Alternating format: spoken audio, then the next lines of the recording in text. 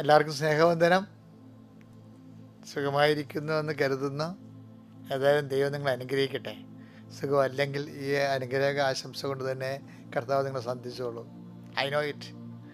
അമ്മേ പരിശുദ്ധ അമ്മേ, അമ്മേ പരിശുദ്ധ ദൈവമാതാവേ, ദൈവമാതാവേ, അന്ന് അങ്ങ് കൃപാസനത്തിൽ പ്രത്യക്ഷപ്പെട്ട് വരാൻ പോകുന്ന മഹാദുരന്തത്തിൽ നിന്ന് രക്ഷപ്പെടാനും എല്ലാവർക്കും വേണ്ടി പ്രാർത്ഥിക്കുവാനും ആവശ്യപ്പെട്ടിട്ട് 20 വർഷം കഴിഞ്ഞ ഈ വേളയിൽ കൃപാസനത്തിലൂടെ ഞങ്ങൾക്കും ഈ ദേശത്തിനും അങ്ങ് മധ്യസ്ഥം തേടി തന്ന എല്ലാ അനുഗ്രഹങ്ങൾക്കും കൃപകൾക്കും ഞങ്ങളിപ്പോൾ ഹൃദയം നിറഞ്ഞ നന്ദി പറയുന്നു. അമ്മേ പരിശുദ്ധമ്മേ, ജപമാല മാതാവേ, സകല കൃപാസനം പ്രാർത്ഥനയോടും ചേർത്ത് ഞങ്ങളിപ്പോൾ പ്രാർത്ഥിക്കുന്ന ഈ കുടുംബത്തിന്റെ പ്രത്യേക നിയോഗം. പ്രാർത്ഥന ആവശ്യം പറ മക്കളെ.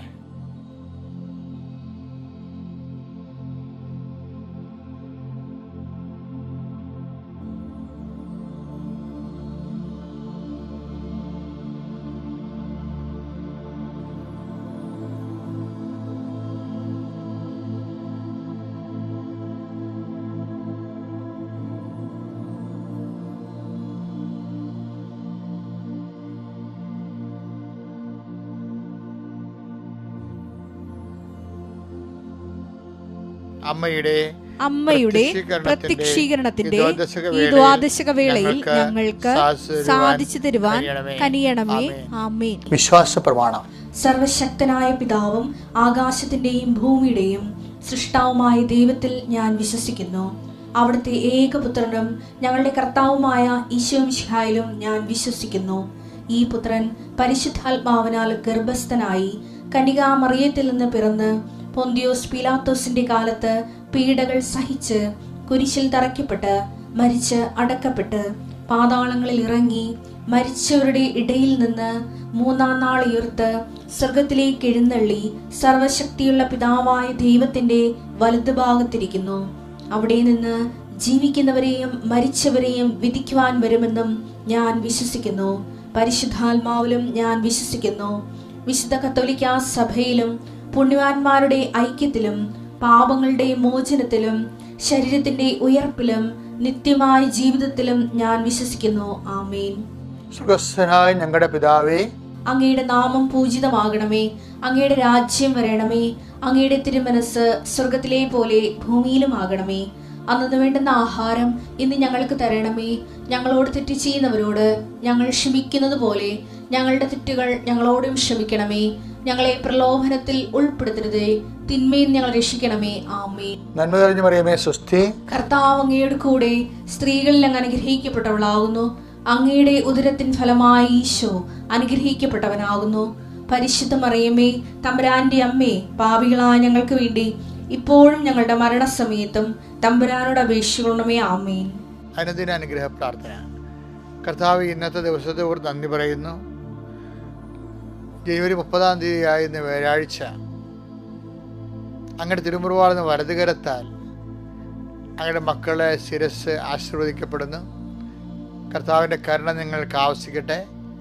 കർത്താവ് നിന്റെ വിശുദ്ധ പൗരോഹിത്യത്തെ മഹത്വപ്പെടുത്തണമേ. കർത്താവ് സഭയിലുള്ള സാന്നിധ്യം പ്രകടമാക്കണമേ. അമ്മേ പരിശുദ്ധ ദേവമാതാവേ, കാനായിലെ കല്യാണ കുടുംബത്തിൽ എന്ന പോലെ ഞങ്ങളുടെ കുടുംബത്തിലേക്ക് വന്നു നിന്നുകൊണ്ട് ഞങ്ങളുടെ കുടുംബത്തിൻ്റെ പോരായ്മകളെയും ഇല്ലായ്മകളെയും വല്ലായ്മകളെയും അവർക്ക് ഇല്ല എന്നുള്ളൊരു വാക്കിൽ തന്നെ കർത്താവെ ഞങ്ങളുടെ ഇല്ലായ്മകളെ പരിശുദ്ധ അമ്മയുടെ മാധ്യസ്ഥത്തിൽ ഈശോയ്ക്ക് ഏൽപ്പിക്കണമെന്ന് പ്രാർത്ഥിക്കുന്നു. കർത്താവെ, ഞങ്ങളത് ഈശോ ഏറ്റെടുത്ത് കഴിഞ്ഞുവെന്ന് പൂർണ്ണമായി വിശ്വസിക്കാനുള്ള വിശ്വാസം വരത്താൽ ഞങ്ങളെ ധന്യമാക്കണമെന്ന് പ്രാർത്ഥിക്കുന്നു. എൻ്റെ കർത്താവിൻ്റെ ഉന്നതമായ നാമത്തിൽ നിങ്ങളെ ആശീർവദിക്കട്ടെ. രോഗികളെ ആശീർവദിക്കട്ടെ.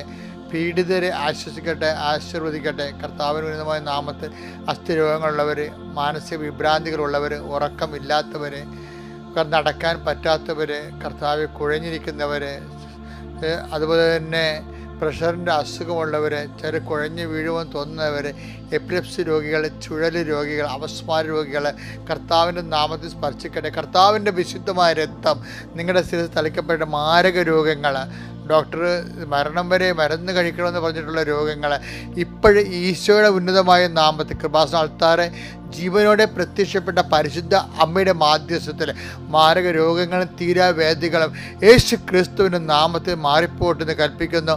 ജീവിത ഭാരങ്ങൾ അധ്വാനിക്കുന്നവരും ഭാരം വഹിക്കുന്നവരും എൻ്റെ അടുക്ക് വരിക. ഞാൻ നിങ്ങളെ ആശ്വസിപ്പിക്കാവുന്ന നല്ല കർത്താവേ, ഇപ്പോഴാശ്വാസത്തിന് വലത്ത് കരം കർത്താവേ അങ്ങയുടെ മക്കൾക്ക് അങ്ങ് നീട്ടിക്കൊടുക്കണം പ്രാർത്ഥിക്കുന്നു. ദൈവത്തിൻ്റെ കരുണ നിങ്ങളിലേക്ക് ആവശ്യിക്കട്ടെ. നിങ്ങളുടെ കഴിവിലല്ല, കർത്താവിൻ്റെ കൃപയാൽ നിങ്ങൾ ആശ്വസിപ്പിക്കപ്പെടുകയും അനുഗ്രഹിക്കപ്പെടുകയും ചെയ്യട്ടെ. എവിടെയെങ്കിലും ഞങ്ങളുടെ കഴിവുകളും കപ്പാസിറ്റികളും കുറഞ്ഞു പോവുകയും ഞങ്ങൾക്ക് ഉള്ള ക്ലെയിം നഷ്ടപ്പെടുകയും അവകാശം നഷ്ടപ്പെടുകയും ചെയ്യുമ്പോൾ കർത്താവ് നിന്നെ ഓർക്കാൻ, നിൻ്റെ വചനങ്ങൾ ഓർക്കാൻ, നിൻ്റെ വാക്ക് ഓർക്കാൻ, നിൻ്റെ വാഗ്ദാനം ഓർക്കാൻ, ആ വാഗ്ദാനങ്ങൾ നീ ഞങ്ങൾക്ക് വേണ്ടി നൽകിയിരിക്കുന്ന നിയോഗങ്ങളെ ഓർത്തുകൊണ്ട് നിന്നിൽ മാത്രം ആശ്രയിച്ചുകൊണ്ട് കർത്താവെ, ഞങ്ങളുടെ കഴിവിലല്ല നിൻ്റെ കൃപയിലാണെന്നുള്ള സുവിശേഷത്തിൻ്റെ ഏറ്റവും വലിയ വെളിപ്പെടുത്തൽ ആശ്രയിച്ചുകൊണ്ട് നിങ്ങളുടെ എല്ലാ കഴിവുകേടുകളും നിഷ്പ്രഭമാകുന്ന നിസ്സഹായമാകുന്ന എല്ലാ അവസ്ഥകളിലും കർത്താവ് നിറഞ്ഞു നിൽക്കട്ടെ. ഇന്ന് മുഴുവൻ നിറഞ്ഞു നിൽക്കട്ടെ. നിത്യപിതാപുത്രനും പരിശുദ്ധാത്മാവായ സർവ്വേശ്വരൻ എന്നേക്കും ആമേൻ. എൻ്റെ പ്രിയപ്പെട്ടവരെ, ഇന്ന് നമ്മൾ കുറേ വചനങ്ങൾ പെട്ടെന്ന് ഒറ്റ ശ്വാസത്തിൽ ഒരുപാട് വചനങ്ങൾ കേൾക്കാൻ പോയി. നമ്മൾ ആദ്യം ഞാൻ നിങ്ങളോട് കഴിഞ്ഞ 2 ദിവസം മുമ്പ് പറഞ്ഞായിരുന്നേ, അതായത് വിശ്വാസം നമുക്കെന്ത് പറ്റും, അറിവിന്ന് കിട്ടുമെന്ന്. അതാണ് സാക്ഷ്യങ്ങൾക്ക് പ്രാധാന്യം എന്ന് പറഞ്ഞായിരുന്നു അല്ലേ. വിശ്വാസം റോമാ 10:17 വിശ്വാസം കേൾവിയെന്നും കേൾവി യേശുക്രിസ്തുവിനെ കുറിച്ചുള്ള അറിവിൽ നിന്നുമാണ്. ഇപ്പം യേശുക്രിസ്തുവിനെ കുറിച്ചുള്ള അറിവുകൾ കൂടുന്നതനുസരിച്ച് കൊണ്ട് വിശ്വാസം കൂടും. നമുക്ക് പല അറിവുകളുണ്ട്. അമേരിക്കയെക്കുറിച്ച് അറിയാം, ട്രംപിനെ കുറിച്ച് അറിയാം, പക്ഷേ വിശ്വാസം വർദ്ധിക്കണം നിർബന്ധമില്ല. വിശ്വാസം വർദ്ധിക്കണമെന്നുണ്ടെങ്കിൽ യേശുക്രിസ്തുവിനെ കുറിച്ച് അറിയണം. അതാണ് വിശ്വാസം കേൾവിയെന്നും. ഇപ്പം കേൾവിയെന്ന് വിശ്വാസം ഉണ്ടാകാം എന്ന് പറഞ്ഞാൽ അത് അറിവിൻ്റെ വിശ്വാസമാണ്. പക്ഷേ അറിവിൽ നിന്നുണ്ടാകുന്ന വിശ്വാസങ്ങളുണ്ടല്ലോ, ഒരു കുഴപ്പമുണ്ട്. അതിന് അറിവിൽ നിന്നുണ്ടാകുന്ന വിശ്വാസം കുറച്ച് കഴിയുമ്പോൾ ഇങ്ങനെ അടന്ന് വീഴും. എന്താണ്, ഉറക്കത്തില്ല. ഇപ്പം ചില പിഞ്ചുകളെന്ന് പറയും.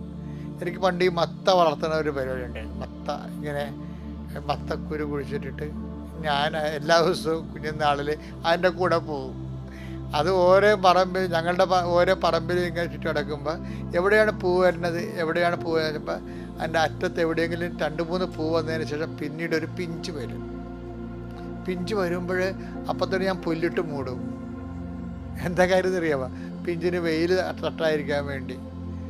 പക്ഷെ പിഞ്ചിട്ട് മൂടുമ്പോൾ വല്ല പ്രാണിയും വന്ന് ചിലപ്പോൾ ആ പിഞ്ചിട്ട് കുത്തും.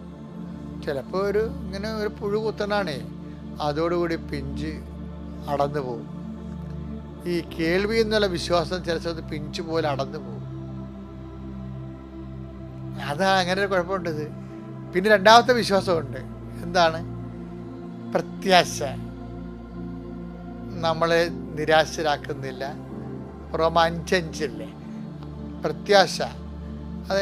അതായത് പണ്ടത്തെ അറിവുണ്ട്, ആ അറിവിൽ അനുഭവങ്ങളുണ്ട്, പക്ഷെ നമുക്കത് റിപ്പീറ്റ് ചെയ്തിട്ടില്ല. അപ്പം അഗ്നിശോധനയെ അതിജീവിച്ച വിശ്വാസമാണ് ആ പിഞ്ചാൻ അടന്നു പോകാൻ നിൽക്കുന്നത്. അഗ്നിശോധനയെ അതിജീവിച്ച വിശ്വാസം. അപ്പോൾ ഒരു വിശ്വാസം ഉണ്ടായി, പക്ഷേ ഈ പ്രാണി വന്ന് കുത്തണ പോലെ ഒരു കുത്തൽ വന്നാലും ചില പിഞ്ചുകൾ അതിനെ അതിജീവിച്ച് വളരും. കാരണം അതിൻ്റെ പ്രതിരോധ ശക്തി അതിൽ തന്നെ ഉണ്ടാകും. അപ്പോൾ നമ്മൾ വിശ്വാസത്തിൻ്റെ അതിജീവനത്തിൻ്റെ പ്രതിരോധ ശക്തി നമ്മുടെ ഉള്ളിൽ തന്നെ ഉണ്ടാകണം. അതെന്താണ്? ആ സ്നേഹം. വിശ്വാസത്തിൻ്റെ പ്രതിരോധ ശക്തി നമ്മുടെ ഉള്ളിൽ തന്നെ ഉണ്ടാകണം. ചില പിഞ്ചുകൾ ഇങ്ങനെ പ്രാണികളെ കൊത്തിയാലും അത് അടന്നു പോകാതെ അത് വളരും. എന്താ കാര്യം? ആ പ്രാണികളുടെ വിഷം കയറിയതിനെ പ്രതിരോധിക്കാനുള്ള ശക്തി അതിൽ തന്നെ പ്രകൃതി കൊടുത്തിട്ടുണ്ട്. നമ്മൾക്കും വിശ്വാസത്തിൻ്റെ കേൾവി എന്നുള്ള വിശ്വാസമാണെങ്കിലും പ്രതിരോധ ശക്തി നമ്മുടെ ഉള്ളിൽ ഉണ്ടെങ്കിൽ അതെന്താ പ്രതിശോധന എന്ന് പറയുന്നത്?